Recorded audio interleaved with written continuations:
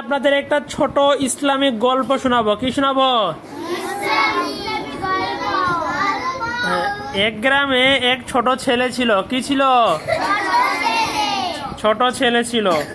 সে কখনো মিথ্যা বলতো না। কি বলতো না? একদিন সে রাস্তা দিয়ে যাওয়ার সময় একটি টাকার ব্যাগ কুড়ে পাইল। কি পাইল? সবাই ভাবলো সে ব্যাগটি রেখে দিবে। কি ভাবলো? আশেপাশের মানুষজন ভাবলো যে সে ব্যাগটা রাখে দিবে, কিন্তু না। ছেলেটি কি করলো জানেন? যার ব্যাগ এটা হারাই গেছে না, তার ব্যাগের মালিককে খুঁজে বের করলো। কাকে বের করলো? ব্যাগের মালিককে খুঁজে বের করলো এবং তার ব্যাগের টাকাটা কি করলো? টাকার ব্যাগটা ফিরিয়ে দিয়ে দিল। হ্যাঁ, এই জন্য সবসময় সত্য কথা বলবেন এবং সত্যবাদী মানুষকে আল্লাহ তাআলা ভালোবাসেন। কাকে ভালোবাসেন?